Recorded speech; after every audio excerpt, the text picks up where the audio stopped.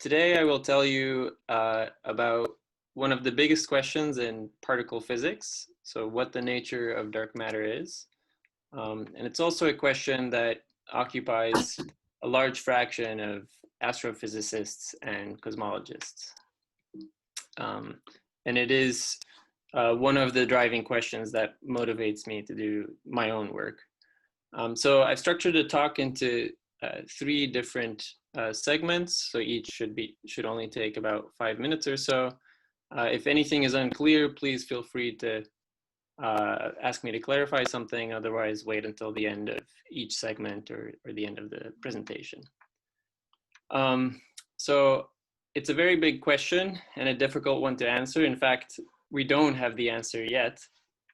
And my PhD advisor once told me, if you're in trouble or if you're in doubt, just classify your problem. So that's what I'm going to do.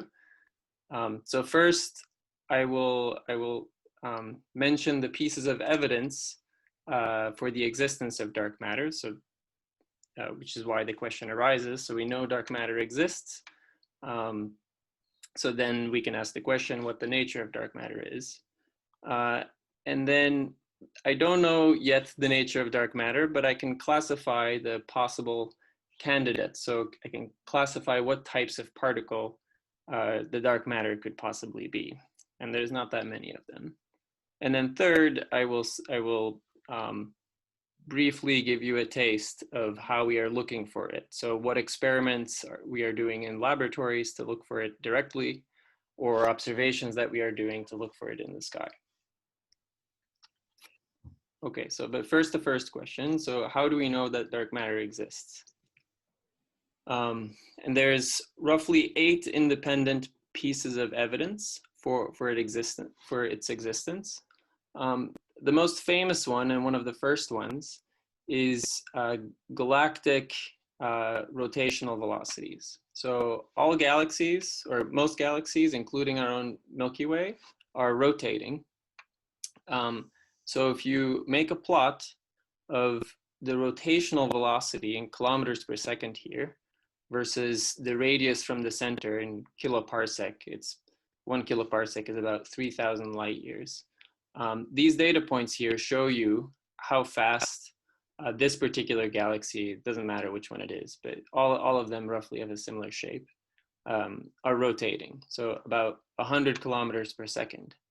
And that's kind of confusing because if you just counted up all of the mass of all of the stars and the gas clouds in this galaxy, you would predict that the rotational velocity would be dropping with radius, just because the gravitational force decreases with distance. And so the fact that it doesn't drop off gives you some indication that there is some missing matter we call dark matter in this particular galaxy. And in fact, in every single galaxy we've ever observed. And in fact, there's 5 to 6 times more dark matter in every galaxy than regular matter. There's other similar types of evidence on galaxy length scales from elliptical galaxies. So basically how fast the internal stellar velocities are within elliptical galaxies.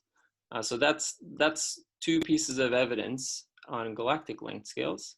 And if you go to clusters of galaxies, so a cluster of galaxies is a collection of 1,000 different galaxies. There's other types of evidence. So very similarly, the galaxies within this cluster are moving much faster than is allowed by their own self-gravity. So there's additional matter gravitating and binding these galaxies, allowing them to move so fast. And one spectacular piece of evidence came about in 2006, which is gravitational lensing, in this case of the Bullet cluster.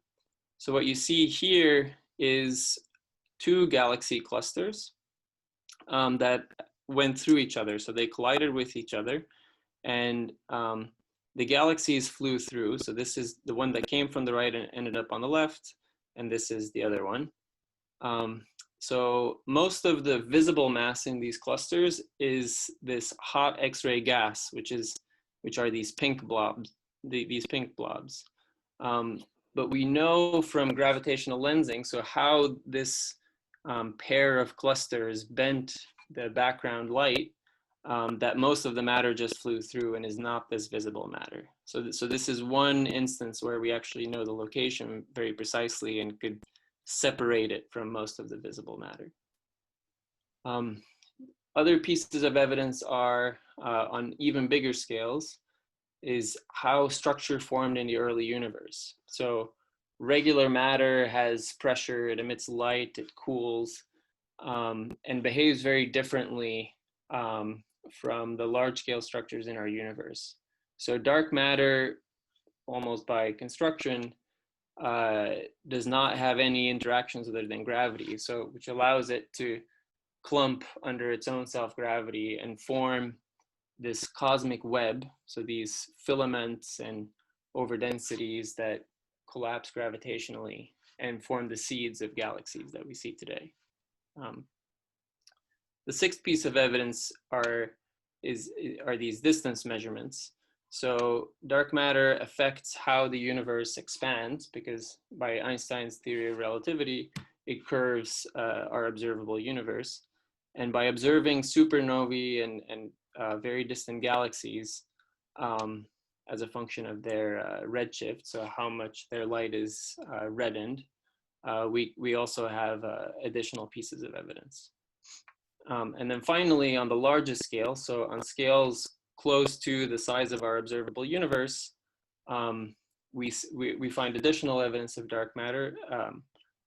And quite possibly the strongest piece of evidence is the CMB, so the afterglow of the Big Bang, that came about 380,000 years after the Big Bang.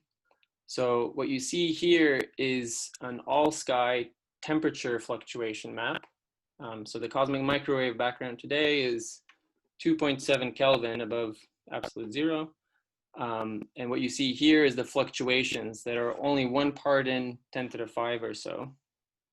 And looking at this fluctuation spectrum, we can infer the existence of dark matter. So dark matter affects how these fluctuations slosh around. And by observing how much noise there is at each different angular scale, we know that there is some component in the universe that does not interact at all or very weakly. A more technical point is that when galaxies form, there are these sound waves, so these ripples in the universe called baryon acoustic oscillations. So when a galaxy forms or tries to form, the infalling regular matter interacts with light, and that causes a sort of sound wave, a ripple in this regular matter that leads to a correlation between galaxies. And by observing these correlations, you can indirectly infer existence of dark matter as well. So these are 8 independent pieces of evidence on many different length scales. So much smaller than the observable universe to the size of the observable universe. And notably, we don't have pieces of evidence on small scales.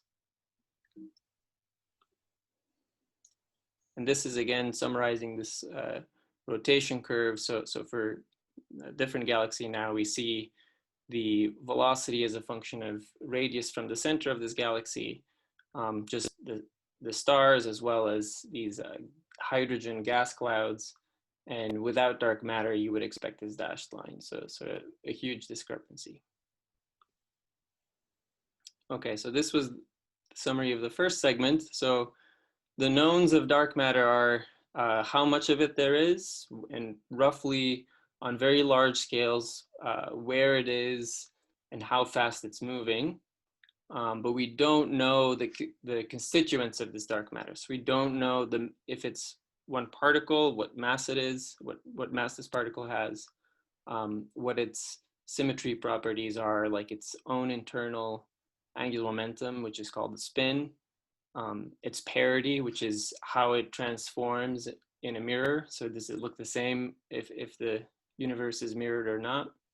And we also don't know if it has any non-gravitational interactions, so any interactions other than gravity. And so I've given you these 8 pieces of evidence. All of these pieces of evidence come from its gravity, so how the gravity of dark matter affects stars and galaxies, etc.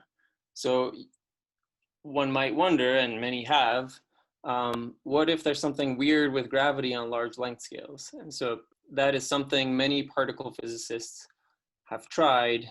Unfortunately, right now, there's no such theory of modified gravity that can explain these 8 bodies of evidence satisfactorily. Okay, that was the first segment. Does anyone have any questions? I'm so sorry to jump in, but I just want, if you don't mind indulging me and seeing if you can check the waiting room, because I think there could be somebody waiting, if you can just check real quick. Yep. And that, there's one person, yes.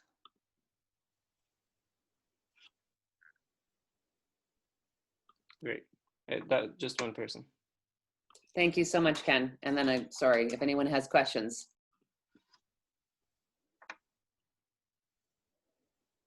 Yes, we're open for questions. Okay, I think we can move on to classification. Okay, so I've told you the evidence for the existence of dark matter and what the unknowns are. So let me try to classify the unknowns. So what I've told you so far is that basically there's some missing mass, and we call it dark matter. So you may criticize and say, oh, you just parameterized the stuff you didn't see. So, you know, you might wonder that anything goes now. But that turns out not to be true if you put in some assumptions. And so the assumption, if you make the assumption that dark matter obeys all the basic tenets of the current laws of physics, namely quantum mechanics and special relativity, which are unified in quantum field theory, then there's very few possibilities, because quantum field theory is a very rigid structure in which the list of possibilities is very limited, allowing me to classify what this candidate particle can be. So I've told you that the unknowns are the mass, the spin, the parity, and the parity of the particle, and what interactions it can have. So the mass is just a number, a real number, and I'll tell you the possibilities in the next slide. The interactions of interest are the ones with electrons, photons, or light, and then the constituents of hadrons, or protons and neutrons, which are quarks and gluons. So the remaining things to specify are spin and parity. So the spin can be 0, which is that basically it doesn't have any intrinsic structure. It doesn't transform under rotation. So no matter which way you look at it, the particle looks the same. And if it's even parity, then in a mirror, it would also look the same. And such a particle we call a scalar, and that is very similar to the Higgs boson that was discovered in 2012. Likewise, there can be odd spin 0 particles, which we call pseudoscalars, and they're very similar to the pion particle, which is the particle that binds nuclei together. The dark matter particle may also have a spin 1, which is very similar to a photon. So spin 1 means it can have a polarization. And you may know this from wearing polarized sunglasses and looking at the reflected light off the road or water. So like light, dark matter can be a vector particle, but then with a mass.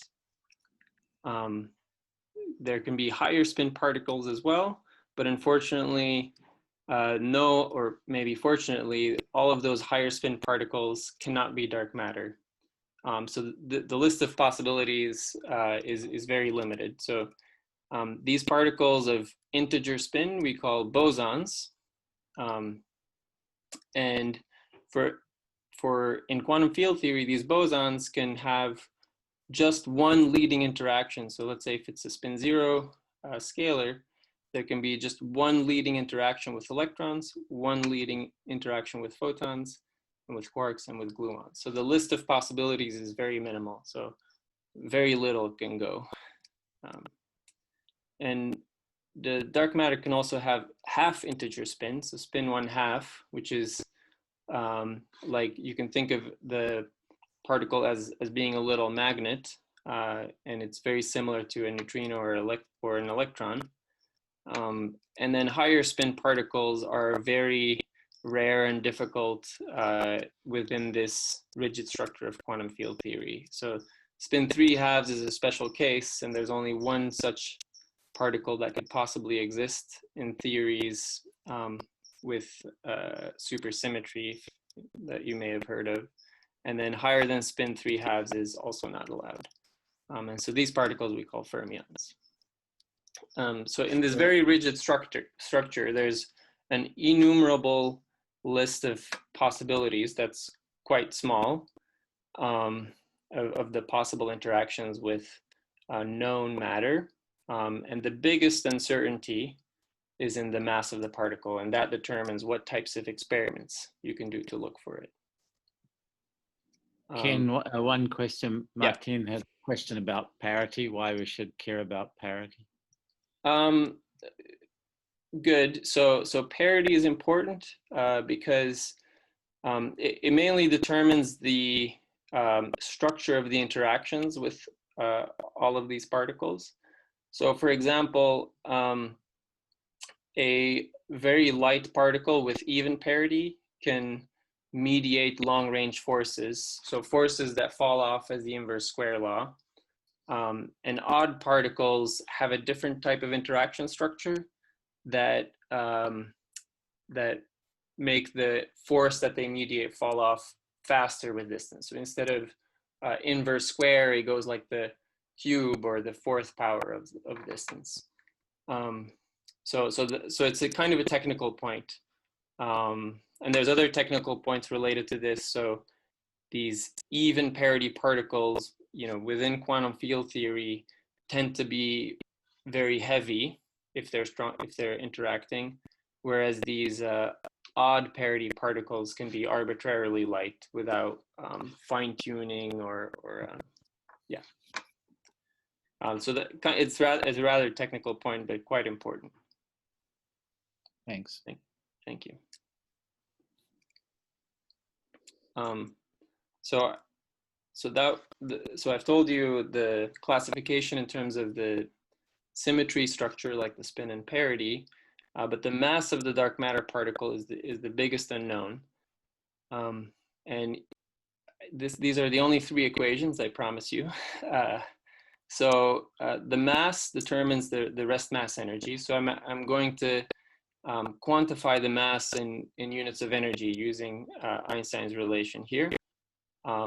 And also using the de Broglie relation, the wavelength of the dark matter, lambda, goes like the inverse mass of the particle. And the time scale of dark matter, of the dark matter particle also goes like the inverse mass of the dark matter. So on the x-axis here, I'm plotting the energy in electron volts and in log base 10. So this is 10 to the minus 33 eV, and this is 10 to the 27 electron volts. So this is 60 orders of magnitude in energy scale. And in principle, the dark matter mass could be anything over these 60 orders of magnitude. And the reason I've chosen these numbers is that 10 to the minus 33 eV corresponds, using this relation here, this wavelength here, to 10 to the 26 meters, which is the size of the observable universe.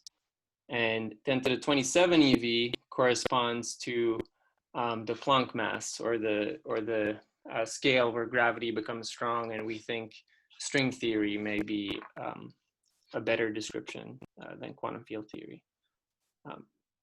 So in principle, it could be these 60 orders of magnitude, but we know from some of the observations that I told you before that basically the wavelength of dark matter needs to be smaller than galaxies. So that tells you, because there's a lower bound on the, there's an upper bound on the wavelength, there's actually a lower bound on the mass of the dark matter particle. So the dark matter particle needs to be heavier than about 10 to the minus 22 electron volts. Fermions, so spin 1/2 particles, actually have a much stronger bound of 1,000 electron volts, which comes from the fact that fermions don't like to be in the same place. This is the Pauli exclusion principle. So the reason why my fists don't go through each other. The same thing is true for dark matter. They cannot be packed arbitrarily close together, which means they cannot be packed arbitrarily dense in a galaxy, and that leads to a lower bound on the mass here. And then depending on what the mass is in this vast space, you can do different types of experiments. So you can try to produce dark matter directly at the Large Hadron Collider if it's heavy and strongly coupled, or if it exists if it flies through your lab, you can try to look for scattering of the dark matter. So the kinetic energy can kick a particle and cause a scintillation or some other effect in a detector. Some particles can be absorbed in your detector, just like your eye absorbs light. It can in principle absorb dark matter as well. And you can look for other types of cosmic signatures of dark matter as well. So if, for example, a dark matter particle with, let's say here, 10 to the 6 electron volts decays, then 2 gamma rays could fly out if it decays to 2 photons, and you can try to look for those gamma rays.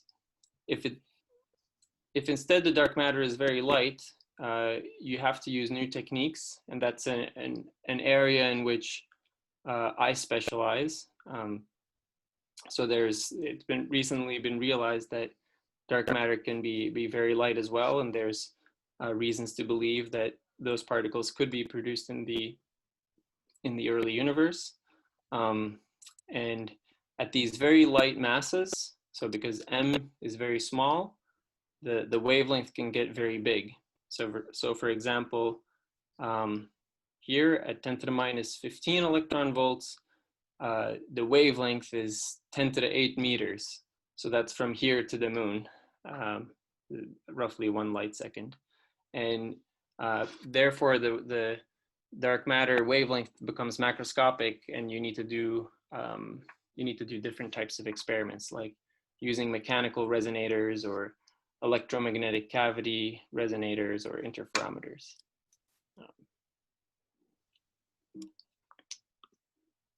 So that was part 2. Well done, Ken. This is Christy, your pesky waiting room monitor. I see. Can you check real quick before we move on and see if anybody else is waiting? Yes, it's Lisa. Thank you for letting her in. Good. Okay, so I've told you dark matter exists. I told you what the possibilities are in terms of what types of spin it can have and the range of masses it could have. And so now let me give you a brief flavor of how we're looking for it directly. So all this evidence is indirect evidence just from its gravitational interactions.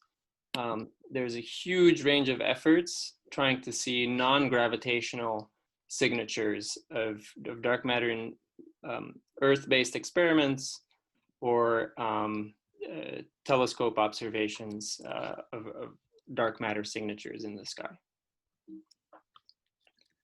So one way to look for dark matter is to directly produce it, as I said, for example, at the Large Hadron Collider. So you can smash 2 particles together, let's say 2 protons here. And this is done at the Large Hadron Collider.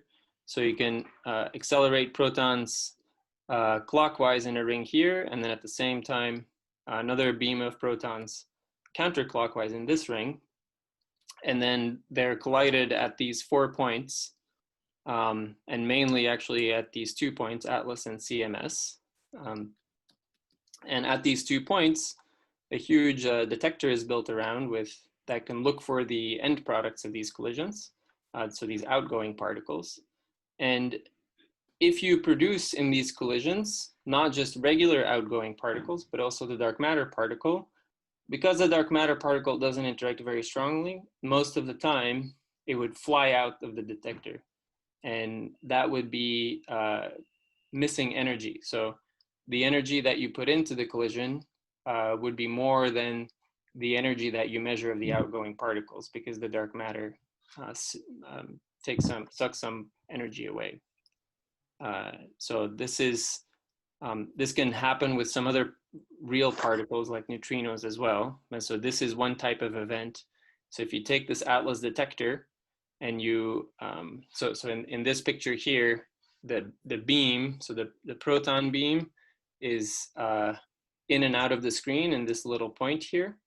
And if there's a collision here, stuff flies out perpendicular to the beam, or at least has a component perpendicular to the beam.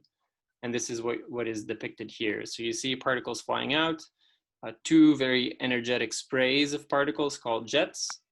But if you count up all of the momentum and of the energy, you don't get to the initial energy of the colliding beam, meaning there's some missing energy, some particles that escaped and never interacted with the detector. So that would be one signature of dark matter. You can also try to directly detect it in the lab, so assuming it's around, and then it can potentially scatter, give it a little kick to a very quiet detector in the lab. So for example, an incoming dark matter particle can kick an electron via a scattering event like this. So there are these very sensitive liquid xenon scintillators, for example, at many laboratories in the world. So here I'm showing the xenon 1 ton detector. So it's 1 ton of liquid xenon, shielded with a lead shield, and it's inside a mountain in Gran Sasso in Italy, and instrumented with photomultiplier tubes at the top and bottom. So here's a schematic. So the idea is that a dark matter particle can kick an electron, and that would lead to some scintillation light that's called S1 that goes everywhere. So at the bottom, photomultiplier tubes, and at the top, photomultiplier tubes. And those kicked electrons, they're ionized. And if you stick it in a big electric field, these electrons drift to the top through the liquid xenon. And then eventually in the gaseous xenon, they fly out, hit the photomultiplier tubes, and cause a later scintillation light. And so this detector and other similar ones are trying to look for these scattering events of dark matter. And they haven't found anything conclusive yet, but they've actually ruled out many different models already. So we're narrowing down the list of possibilities. And then finally, we can also try to indirectly detect dark matter. So I've already shown you indirect discovery of dark matter through its gravitational interactions, but we can also try to detect dark matter because it may not be precisely dark. So it could be that very occasionally two dark matter particles scatter with each other and produce photons. So 2 dark matter particles could annihilate and produce 2 or 3 photons. Or dark matter particles could decay. So we know dark matter needs to be quite stable, but it could be true that very occasionally there's a decay to 2 photons. And so these 2 processes are being looked for by an array of telescopes on the ground and in space. So here I'm showing you an all-sky map of gamma rays and what you see here is gamma rays from the galaxy. So this red band is our own galaxy, and these little red dots are other galaxies. And because 2 dark matter particles need to find each other, this annihilation signal would be very strong in the galactic center. So dark matter annihilation would give you roughly a spherical blob here in the center. And by not seeing that, we can set constraints on how strongly dark matter interacts with photons. And very similarly, we can also try to look for this decay. This is the XMM Newton space telescope that looks for X-rays from galaxy clusters, for example. And a decay, because dark matter is moving slowly, it has zero momentum, let's say, and just its energy is the rest mass energy.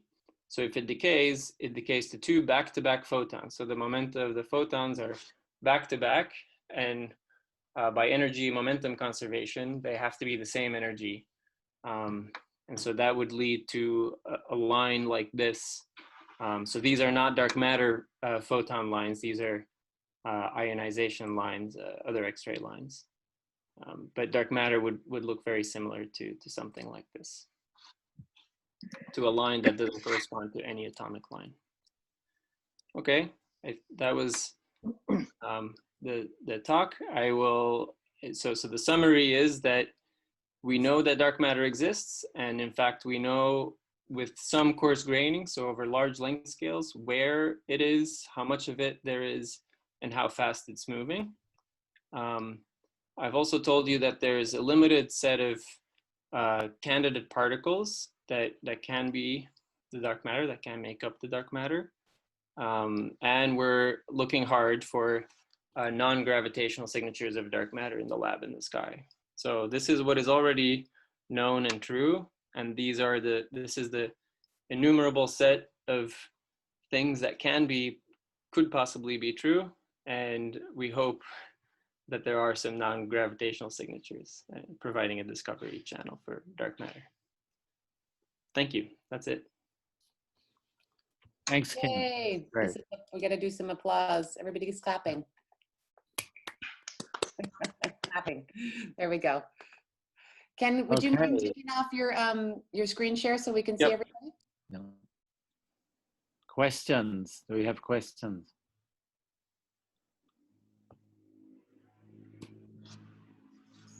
So, Ken, where do the modified gravity theories go wrong principally in terms of evidence? Yeah, so, there's two people in the waiting room. The modified gravity theories, so there's multiple classes. So there's what's called MOND, modified Newtonian dynamics. So they can work on galactic scales, so explaining these rotation curves of galaxies. That's why they were originally developed. However, they go wrong typically with the cosmic microwave background because they're difficult to incorporate in general relativity. They also go wrong with this bullet cluster. So typically if you modify gravity, it means, maybe gravity is 5 times stronger on very large length scales because there's 5 times more dark matter, but it could be that just the strength of gravity is 5 times stronger. But that would be in conflict with the bullet cluster measurement, where you actually saw the regular matter stopping because it collided and interacted, and the dark matter fly through. Yeah, those are I think the two principal bodies of evidence that modified gravity cannot account for. So so that I only told you MOND, this modified Newtonian dynamics, but there's other more complicated theories of gravity that have other problems or similar problems. Yeah. Thanks. Other questions?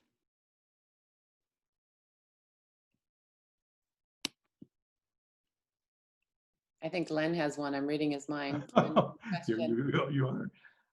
If these particles are very light and very large, that is kind of a little hard to get your mind around. A particle that is a quantum mechanical elementary particle that's that big seems almost contradictory, or at least it's not something that's easy to conceive of. But it sounds like it's still a possibility.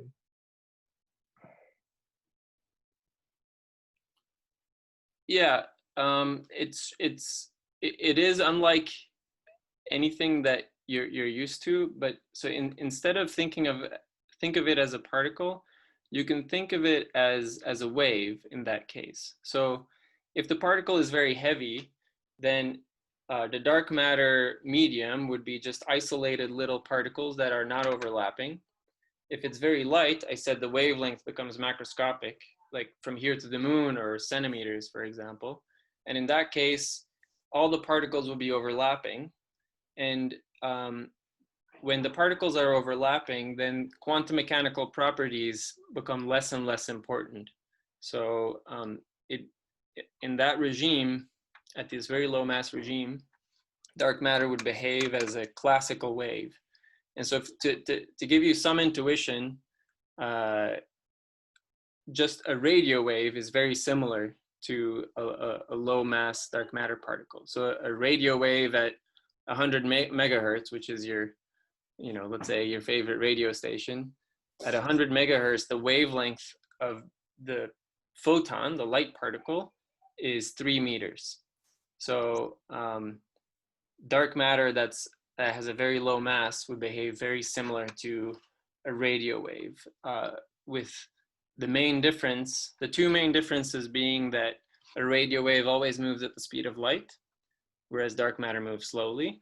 And the second difference being that the wave basically flies through the earth, and except very occasionally has a small interaction with a detector on earth, like let's say a cavity or a mechanical resonator. Thank you.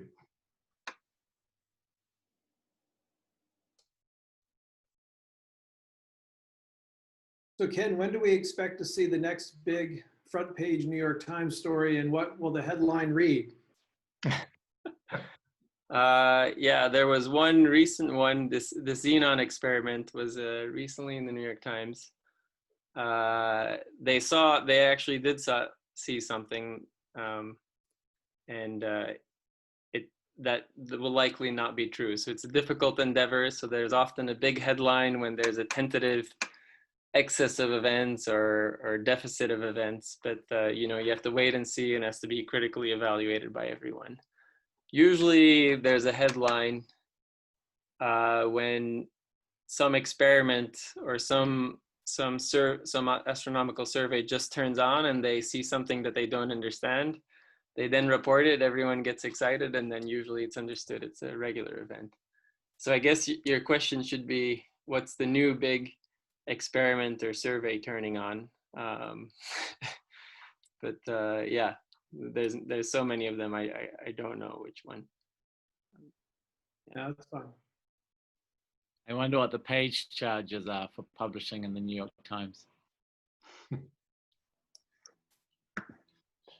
Ken, where are you going to next? I understand you're transitioning from being a postdoc at KITP. Where are you going? Remind us. Going to New York University in September, and Flatiron Institute in New York as well. Yeah. What will you be doing there? So I'll be an assistant professor of physics at NYU in the Center for Cosmology and Astrophysics and particle physics. And at Flatiron, I'll be associate research scientist of the Center for Computational Astrophysics. So most of my work is on, is somewhat interdisciplinary. So it's on detecting dark matter in the laboratory or in the sky. So yeah, I mix different fields together. So it's nice to be in a joint position like this, where I can have the expertise of astrophysicists and cosmologists, as well as the particle physicists at NYU. So I'm very excited to go there, although I'm sad to leave KITP. Well, we're very proud of you. Congratulations. That's awesome. And we've got someone from New York on the call. Good to see you, Fred. Hi. Good to see everybody. Ken, I just wanted to ask, since I'm an experimentalist, biophysics, but enjoy the other side of physics, as you described it, you opened with evidence for dark matter consisting of 7 or 8 observations, all on the very macro scale. But you're doing a lot of experimental work trying to detect the lightness possible lightness. There's the liquid xenon experiment. So there are experimentalists trying to detect the overall features of dark matter. Right. Have any of these experimental approaches, including your own, yielded results that can be separated from fluctuations to real observations?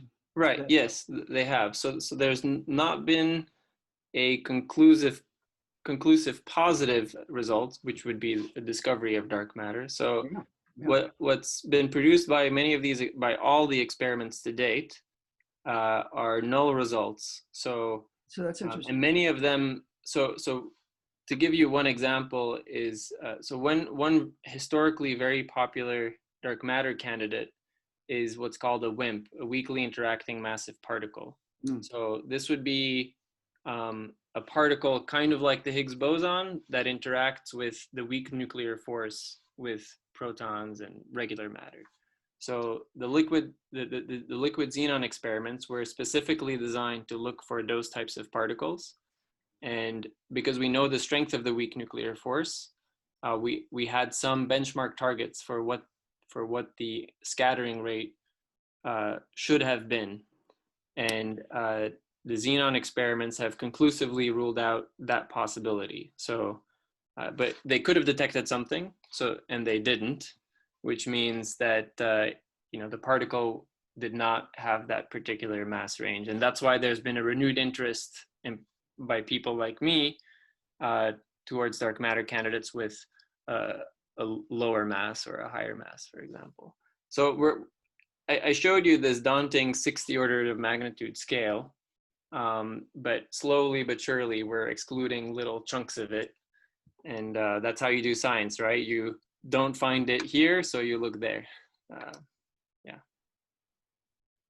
Thank you. Patience and persistence, right? Right. Any other questions?